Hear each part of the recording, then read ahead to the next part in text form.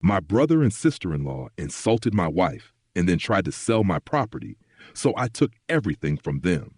It started as just another family dinner. My wife, Emily, our 1-year-old son, and I had gone over to my older brother Jason's house for an evening that, at least in theory, was meant to be pleasant.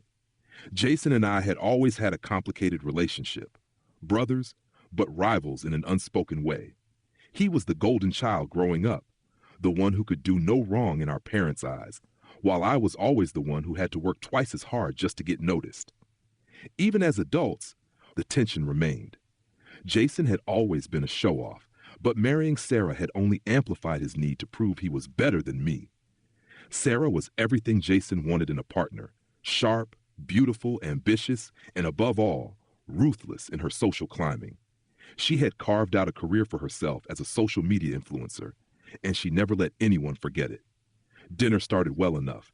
Jason boasting about his latest investment, Sarah showing off her designer jewelry, the usual. But then Sarah's gaze landed on Emily's handbag, the one I had bought her for our anniversary.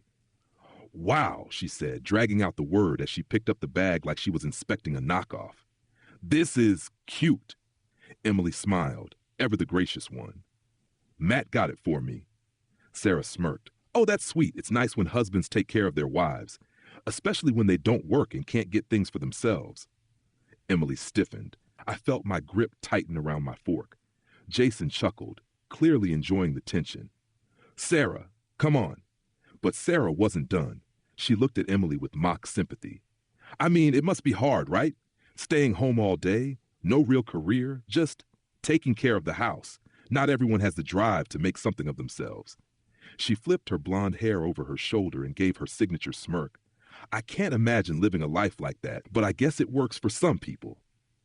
Emily's face was unreadable, but I knew her well enough to see the storm brewing beneath the surface. "Taking care of our home and raising our son is work," Emily said, voice steady but firm. Sarah waved her off. Of course. It's just so average, you know? I mean, I have so many friends who do what I do, travel, build a brand, experience the best things in life. It's just a different world." I was about to say something, but then Sarah's eyes landed on me. "And Matt? Still carrying that ancient wallet, I see." She laughed, nudging Jason. "Can you believe this? One person earns and another person spends." Emily put her fork down. "Excuse me?" Sarah gave an exaggerated shrug. "Relax, it's just a joke." Emily stood up. "I'm not feeling well. We should go." Jason sighed dramatically. "Emily, don't be so sensitive. Sarah didn't mean anything by it." But Emily wasn't having it. She grabbed our son, and without another word, we left. That night, she made one thing very clear. Until Sarah apologized, she was done with her. The next day, Jason called me, suggesting we grab lunch. He made it sound like a private conversation, so I agreed. I thought, for once, he was trying to fix things, but when I arrived at the restaurant, Sarah was sitting there with him. My stomach dropped. "We just want to clear the air," Jason started. Sarah sighed dramatically. "Honestly, Matt, I think Emily's making a big deal out of nothing. It was just a lighthearted joke." I clenched my jaw. If Emily feels disrespected, then she was disrespected. Sarah scoffed. "Oh, please. I've been married long enough to know that sometimes wives just look for things to be mad about." That was it. I tossed my napkin onto the table. "You're not interested in apologizing. You just want me to get Emily to drop it so things go back to how they were. Not happening." I left them sitting there. When I told Emily about it, she was livid. "You should have left the moment you saw her there." She was right.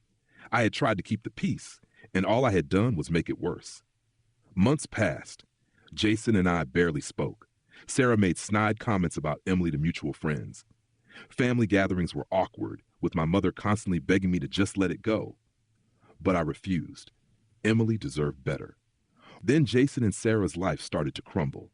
Jason had made a bad investment, some luxury condo deal that tanked. They were bleeding money, but they kept up appearances. Expensive vacations, designer clothes, the whole charade. But it was all falling apart. One day, Jason called me. "Listen, man, I know we haven't talked in a while, but I need a loan." I refused. A few days later, Sarah messaged Emily, acting as if nothing had happened. "We should meet up. I miss you."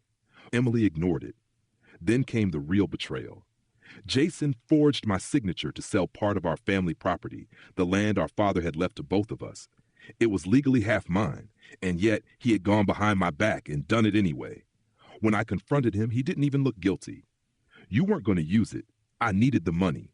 I saw red. You committed fraud. Jason scoffed. Oh, please, you don't even need it. I was always the one who took care of Dad. You think you deserve half of everything just because you were born? My fists clenched. This isn't about what I deserve. It's about the law. Jason rolled his eyes. You're really going to do this over some stupid land? I took a deep breath.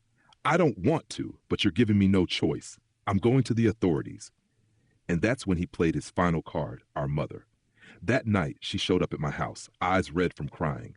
Matthew, you can't do this. He's your brother. I felt the weight of her words, but I stood firm. Mom, he stole from me. He needed it, she sobbed. You have a good life. Why would you put him in prison? Jason, standing behind her, smirked. Yeah, Matt, is this the kind of man you are? You're really going to destroy our family over this? I took a deep breath, then turned to my lawyer. File the report. Jason paled. Wait, okay, what do you want?